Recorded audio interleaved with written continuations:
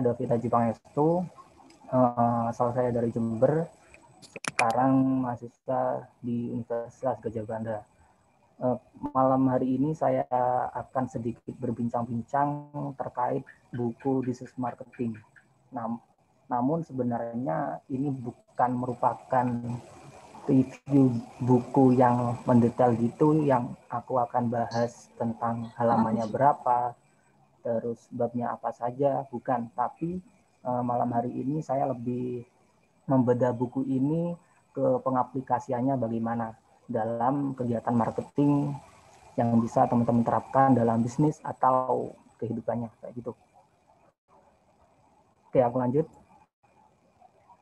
Ini adalah kutipan pembuka di buku This is Marketing. Seperti ikan yang tidak memahami air, kita gagal melihat apa yang sebenarnya terjadi dan tidak menyadari bagaimana hal itu mengubah kita.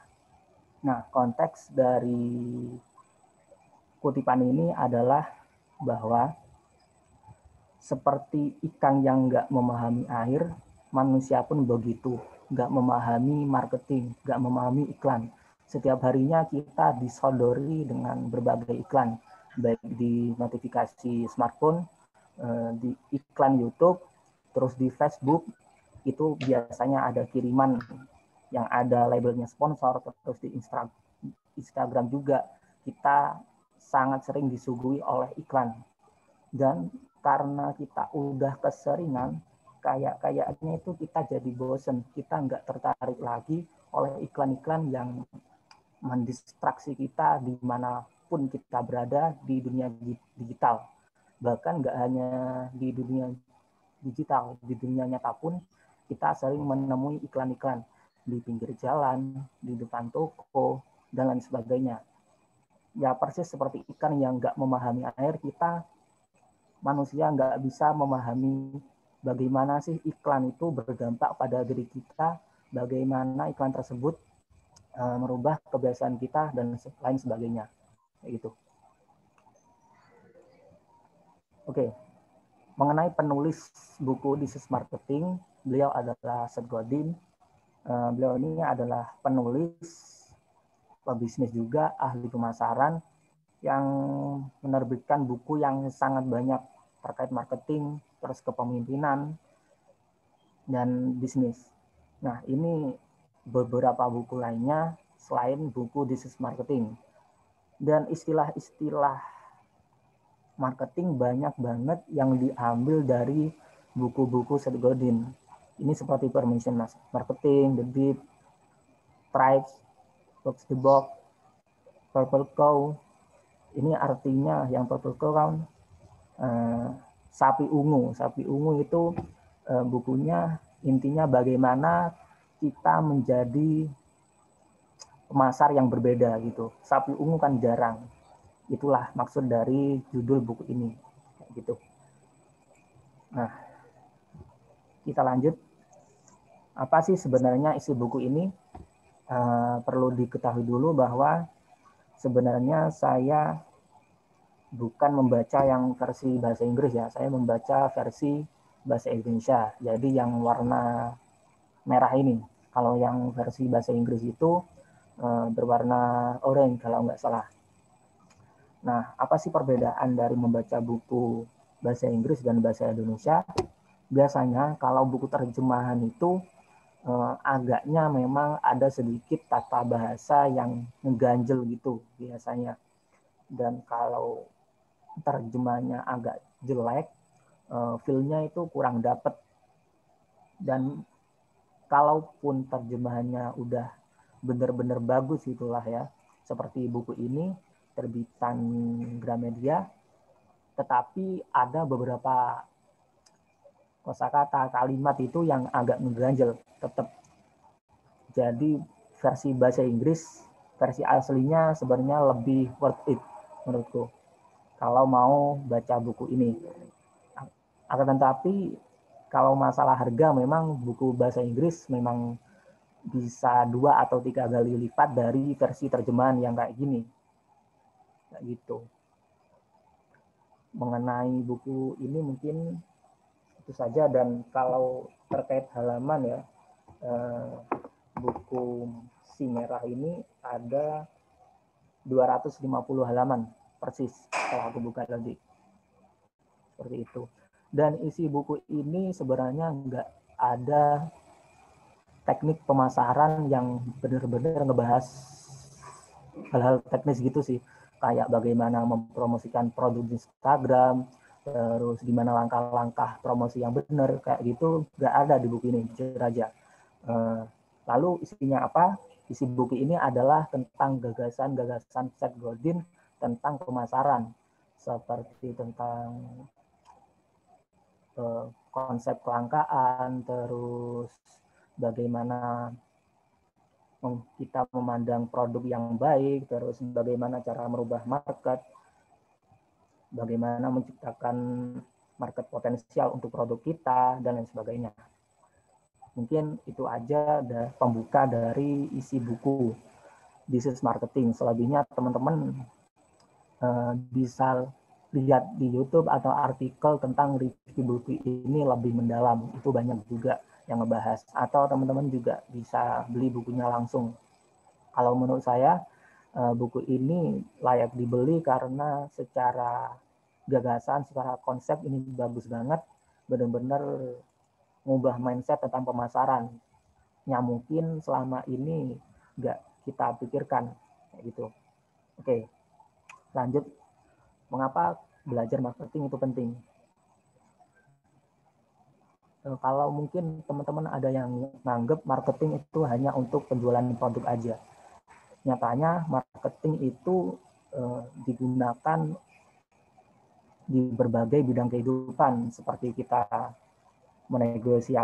negosiasi dengan rekan kerja, terus negosiasi ke atasan, terus public speaking, kemampuan menjual produk, tentunya itu membutuhkan skill marketing, skill pemasaran, atau skill penjualan. Sebagus apapun ide kita, kalau kita nggak punya skill marketing, keahlian kita itu nggak akan ada gunanya. Percuma produk bagus tapi nggak bisa memasarkannya. Buat apa? Kayak gitu. Itulah pentingnya marketing. Seperti teman-teman mungkin punya bakat di menyanyi, hobi nyanyi gitulah. Suara teman-teman bagus tapi nggak bisa memasarkannya. Itu ya suara teman-teman hanya bisa dinikmati oleh sendiri, nggak bisa dikomersilkan kalau nggak bisa atau nggak paham sama sekali tentang marketing.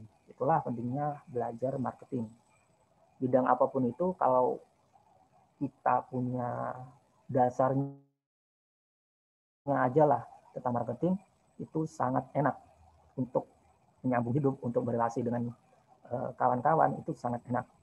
Itu tentang mengapa kita harus belajar marketing dan mengapa belajar marketing itu penting, kayak gitu.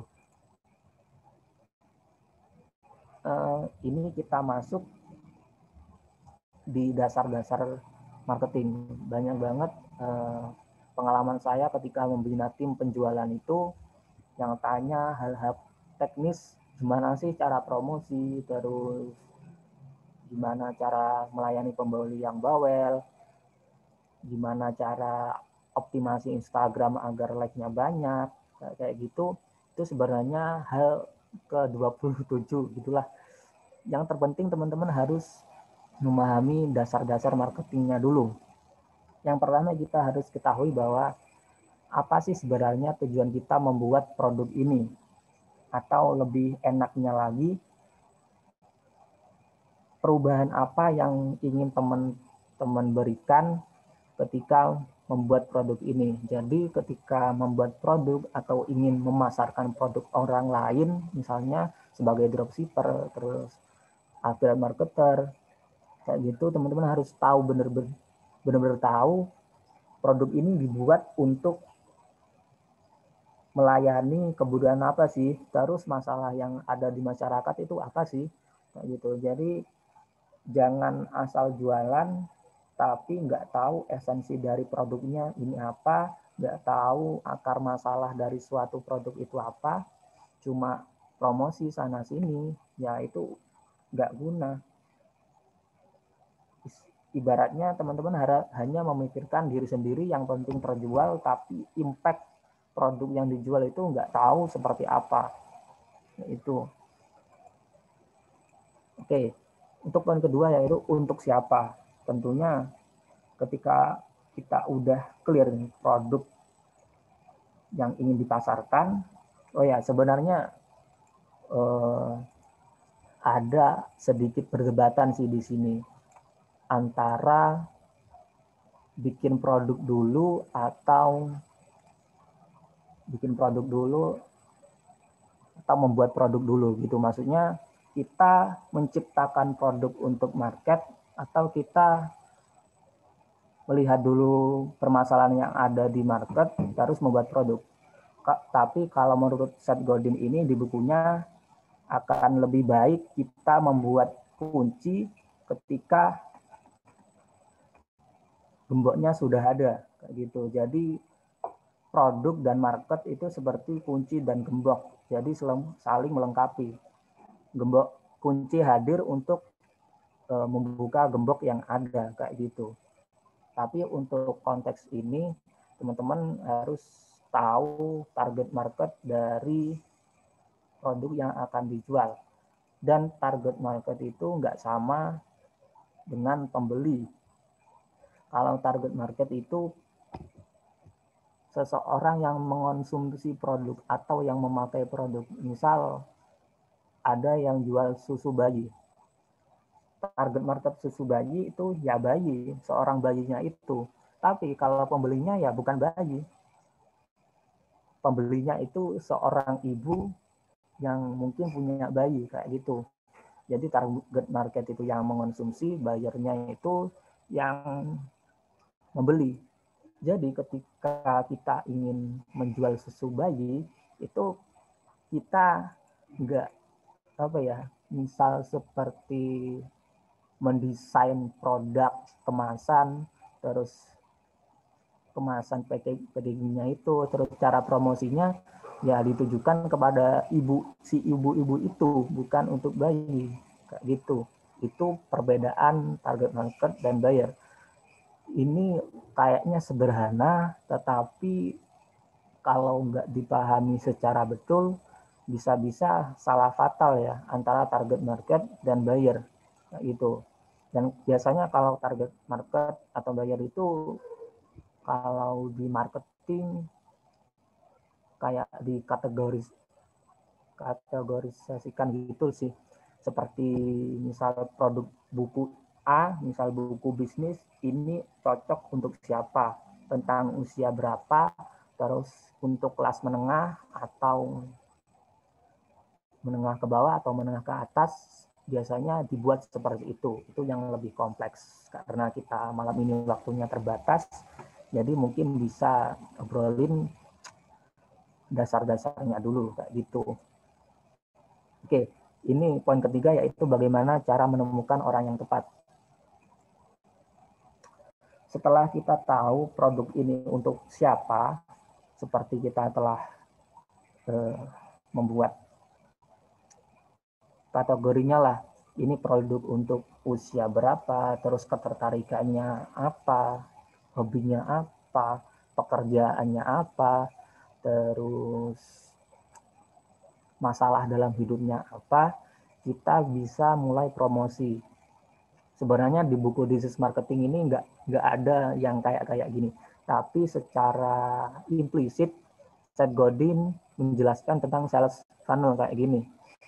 Intinya mencari orang yang tepat, jangan terlalu sibuk mencari orang yang nggak menghiraukan produkmu, tapi carilah orang yang terdekat, yang sevisi denganmu, yang mau mendengarkan apapun yang ingin kamu promosikan gitu.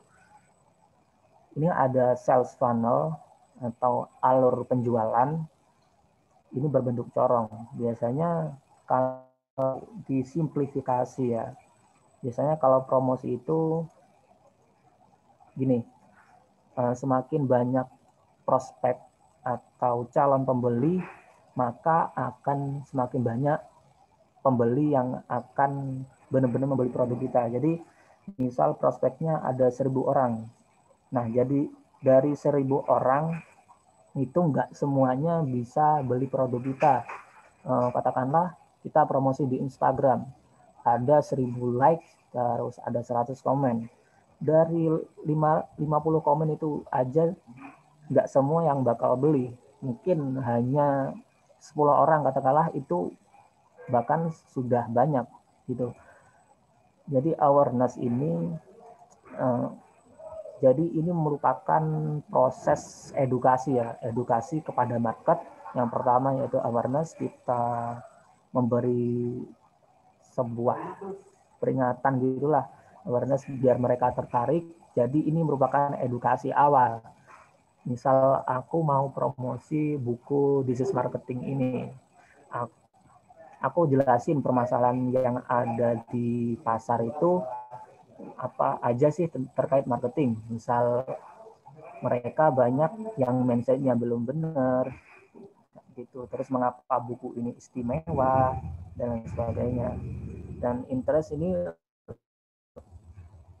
hampir sama dengan awareness tapi lebih dalam lagi. Jadi misal kalau awareness kita promosikan di media yang lebih besar seperti Instagram, di interest ini kita bisa sisipi di Instastory misalnya.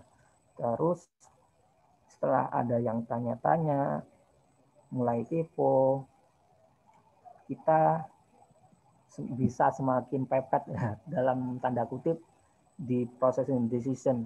Kita dekati dia, jelasin tentang produknya, dan kalau dia cocok, dia udah tahu akar masalahnya apa, dia udah ngerasa benar-benar butuh akan produk Anda, maka terjadilah yang namanya penjualan atau fase action gitu.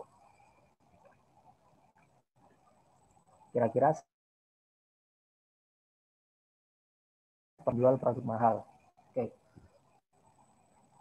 Untuk pengalaman saya sendiri menjual produk mahal itu mungkin jualan buku juga. Kalau buku bisnis yang ada di toko buku yang berbahasa Indonesia biasanya harga 100.000 itu udah lumayan mahal sih. Tapi saya sendiri gabung di distributor buku gitu, reseller buku, partnership namanya Billionaire Store. Itu produk bisa dibilang produk eksklusif ya, karena harga bukunya sendiri sekitar 250 ribuan untuk buku bahasa Indonesia yang rata-rata cuma 200 halaman. Setelah saya bergelut beberapa tahun inilah jualan buku premium gitu, saya menemukan beberapa hal gimana caranya menjual produk yang mahal, walaupun sebenarnya nggak mahal amat, tapi untuk kategori market Indonesia, buku bisnis yang harganya 250.000 sampai ada yang 400 juga, buku yang tebelnya ya nggak sampai 300 halaman lah, kebanyakan di bawah 300 halaman, itu harga segitu lumayan mahal. Karena buku 60 ribuan pun banyak yang bilang mahal gitu. Ini cara menjual produk mahal. Sebenarnya kurang lebih sama dengan sales funnel ini, tapi lebih ke diusahakan lebih mengenal produknya lagi beserta marketnya. Terus bangun kisah atas produk ini menarik banget karena jualan itu nggak bisa hanya asal jualan. Kalau saya biasanya saya sisipi tentang kisah atau tulisan-tulisan motivasi tentang berdaya di usia muda, terus pentingnya mencari uang di usia muda. Kalau konteksnya untuk cowok gitu, saya promosi buku biasanya, buku bisnis biasanya menjelaskan bahwa seorang laki-laki itu akan menjadi kepala keluarga.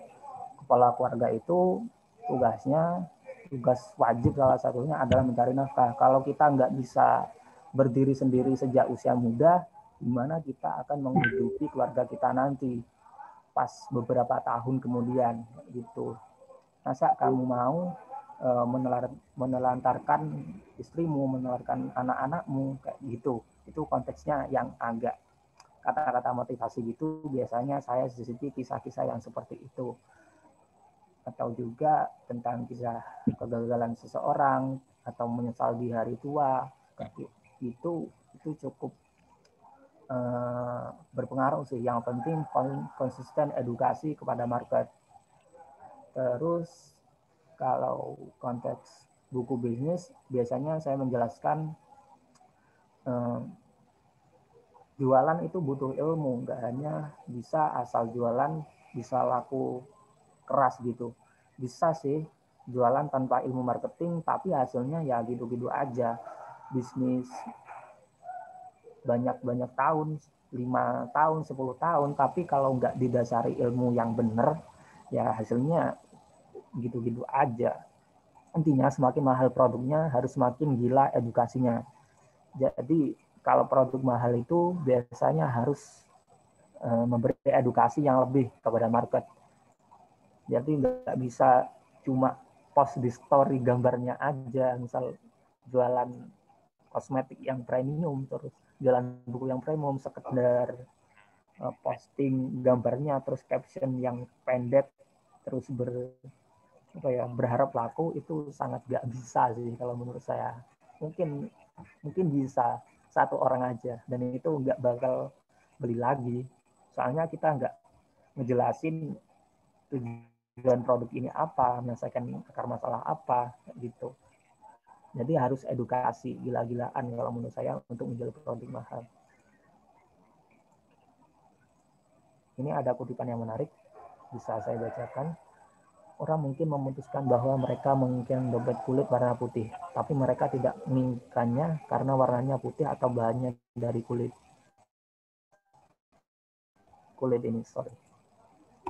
dari kulit. Mereka menginginkannya karena perasaan yang mereka peroleh darinya. Itulah yang mereka beli, sebuah perasaan, bukan sebuah dompet. Seperti itu. Jadi orang beli dompet itu bukan karena tujuan utamanya bukan ingin dompetnya ya, tapi ingin perasaan aman bahwa uangnya bisa ditempatkan di tempat yang aman, terus perasaan gengsi bahwa saya punya dompet kulit yang mahal loh gitu. Jadi nggak hanya secara teknis, secara fungsional aja menjual produk itu. Jadi kita bisa melibatkan perasaan seseorang akan rasa aman, rasa nyaman gitu. Seperti misal produk Nike itu kan mahal sebenarnya bukan karena fungsinya ya. Fungsinya sih memang oke, tapi dengan harga yang lebih murah sebenarnya juga bisa aja dapat spesifikasi yang lebih mumpuni. Katakanlah juga produk dari Apple. Ya sih produknya bagus, tapi dengan harga segitu sebenarnya bisa kok dapetin produk smartphone yang lebih baik dari Apple. Tetapi karena Apple bisa membranding produknya atau brandnya itu dengan rasanya merasa aman, rasa gengsi, maka akan laku keras gitulah produk Apple. Gitu. Ini saya rangkum kesalahan marketer pemula.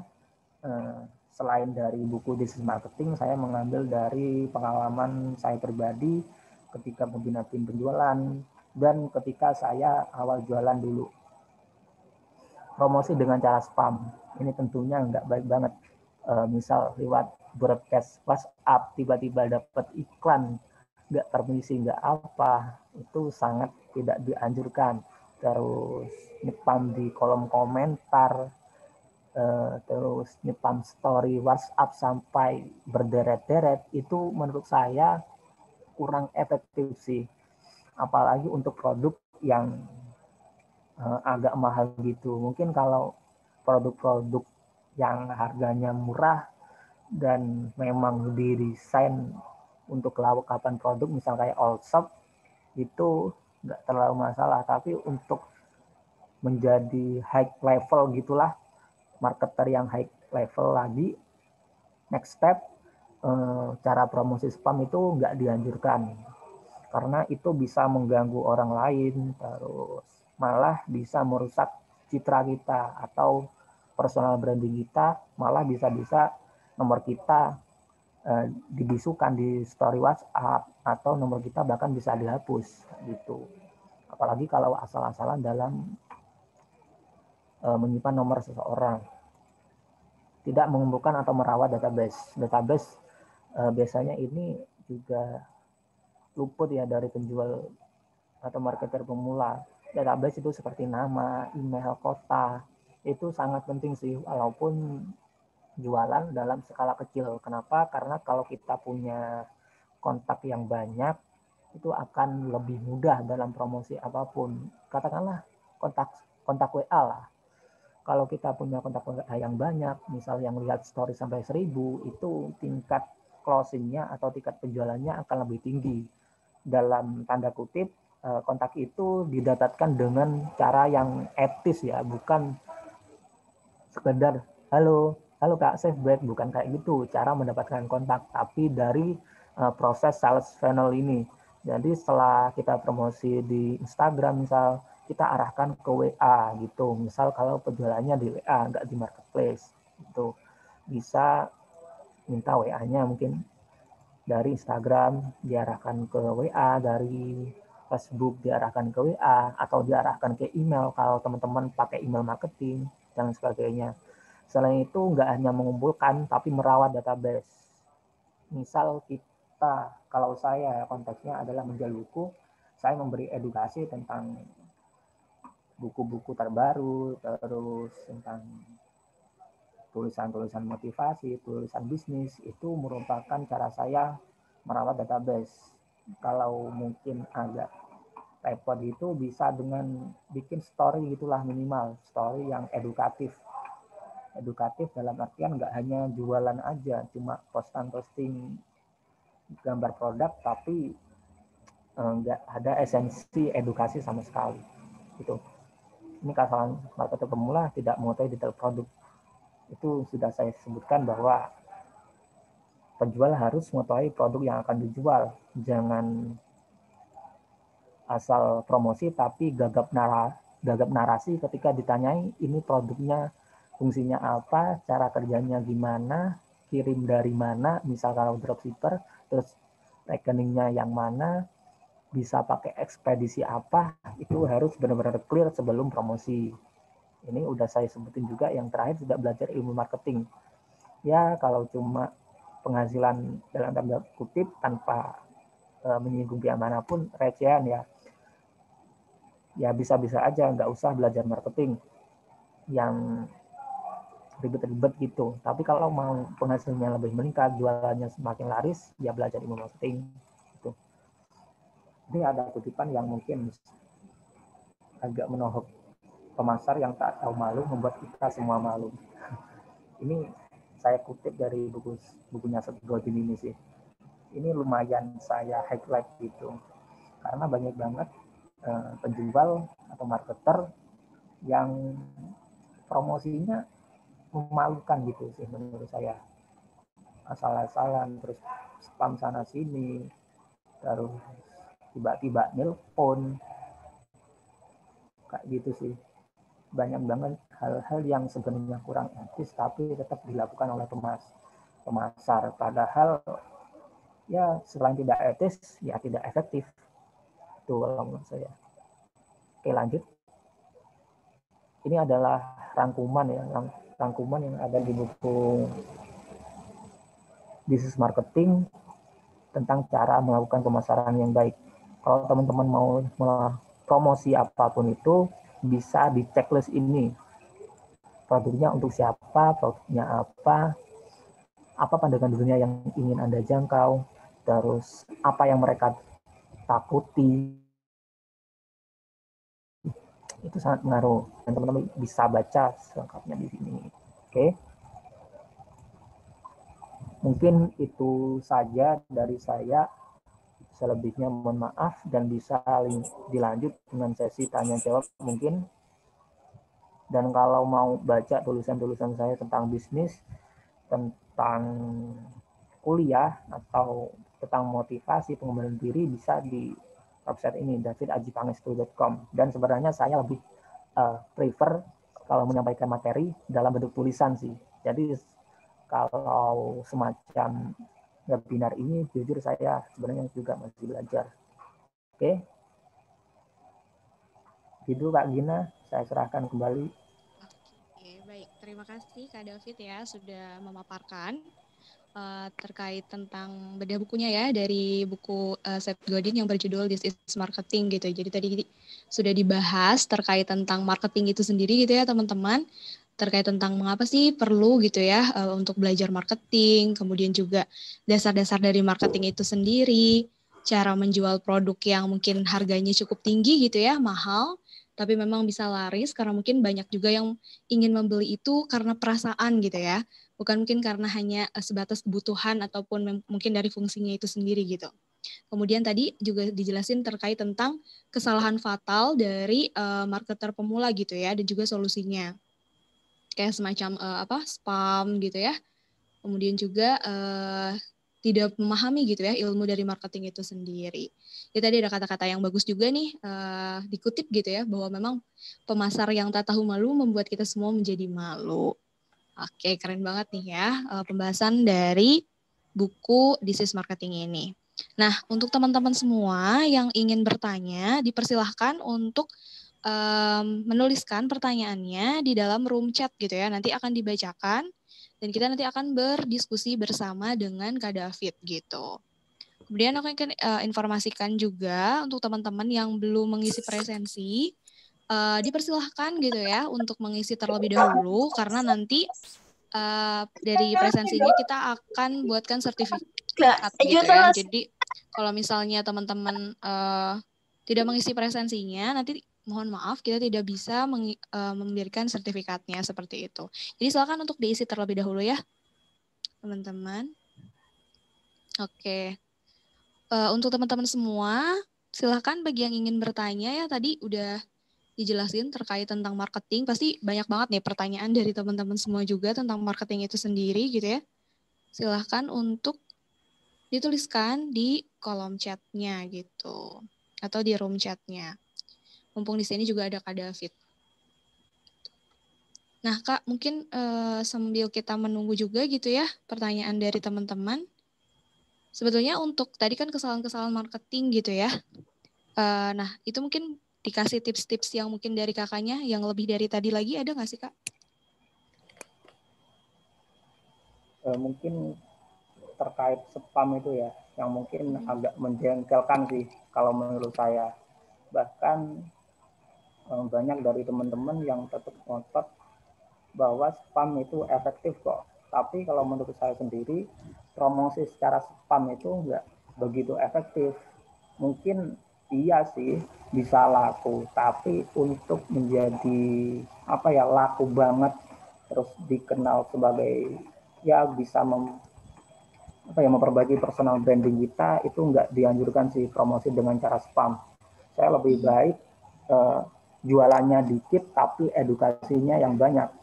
Jadi kalau biasanya saya mempromosikan buku itu, biasanya saya sharing-sharing aja di story WhatsApp tentang bisnis, tips bisnis kayak itu. Dan jualan ya, misal sehari ya cuma 2 kali lah. Selebihnya itu story-nya ya tentang edukasi, tentang menyadarkan market akan kebutuhan akan suatu buku misalnya.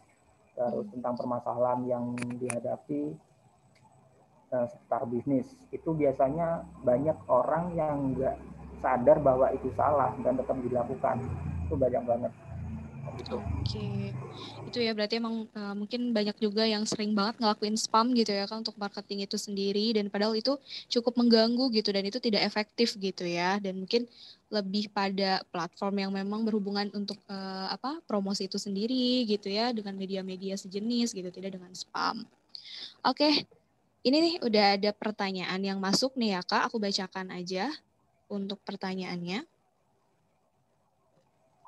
Nah, yang pertama ini dari Hikmah, untuk rekomendasi buku-buku yang pernah dibaca dan bagus banget bisa direkomendasikan itu apa katanya Kak.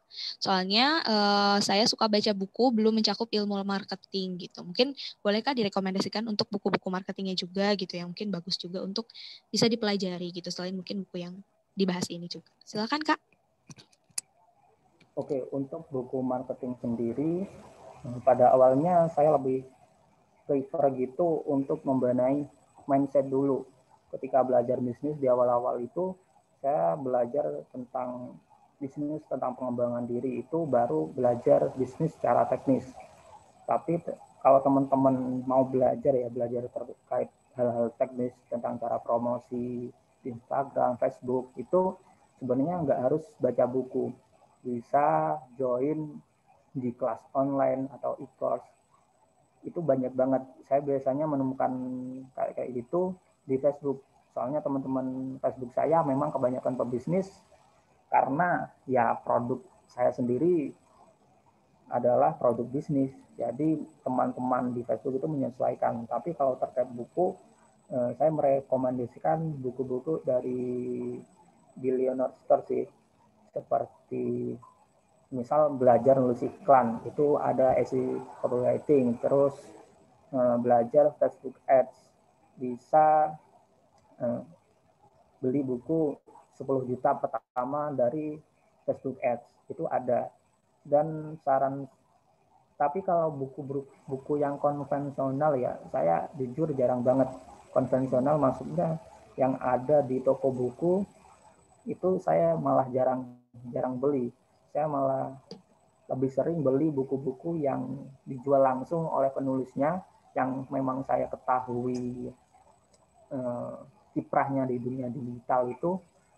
Dan kalau dibilang penulis favorit mungkin ya, yang membahas hal teknis, mungkin bisa cek akunnya Dewa Eka Prayoga di Instagram aja, ada @dewaekaprayoga gitu. Itu beliau adalah owner, founder, CEO dari 10 perusahaan lebih sih. Ada produk buku bisnis, Brilliant Store itu, terus produk hijab, terus ada produk kosmetik, terus kelas online, itu lengkap. Dan menurut saya beliau yang lumayan aktif di dunia marketing dan terus scale up lah bisnisnya gitu. Gitu aja mungkin Kak. Udah ya. Oke, itu dia ya berarti untuk rekomendasinya tadi udah jelas banget gitu ya. Selain mungkin tadi direkomendasikan buku, penulis mungkin yang juga direkomendasikan, dan juga bahkan orang gitu ya yang mungkin juga bisa teman-teman akses di media sosial. Oke, nah kita langsung aja ke pertanyaan selanjutnya ya. Kak Hikmat terjawab ya. Oke. Ini pertanyaan dari Citra Marcella. Oke, terima kasih Kak atas ilmunya. Izin bertanya, bagaimana caranya menambah dan merawat database yang baik? Udah nambah database yang banyak, tapi viewersnya kayak masih itu-itu aja yang lihatnya. Gimana ya Kak? Terima kasih. Boleh silakan Kak dijawab. Oke. Saya asumsikan mungkin ini viewer WhatsApp atau gimana ya? Story WhatsApp mungkin ya? Instagram juga mungkin Kak, media sosial. Instagram. Oke. Kalau misal saya bahas, saya dalam tanda kutip pernah ternak akun juga. Dalam ternak akun itu maksudnya kayak bikin konten yang banyak agar followernya naik gitu. Yang paling apa ya, untuk di Instagram yang penting itu konsisten sih,